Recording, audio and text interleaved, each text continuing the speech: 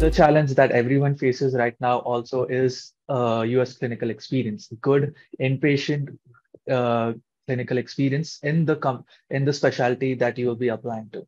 So I graduated in 2021 when the COVID was at its peak.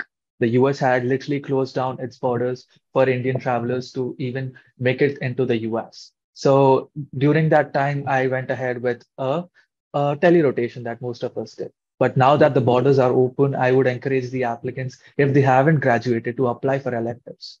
So if you have a step one score, that's great. You can apply to a lot more electives. If you didn't have a step one score when I was applying for electives, you still have a few options, but a lot less as compared to when you don't have a step one score.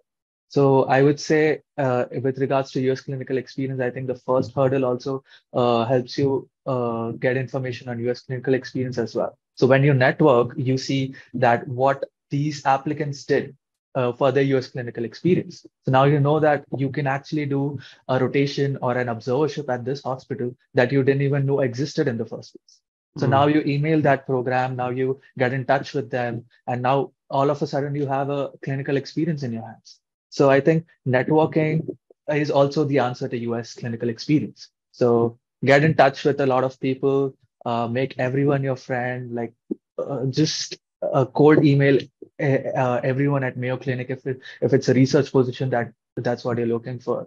So yeah, that's my answer to even the US clinical experience part of it. Thank you so much for watching. We hope that video provided valuable insights for your journey. Don't forget to subscribe to our YouTube channel and follow us on Instagram and Twitter. And check out our website for details on how we can guide you to a successful match.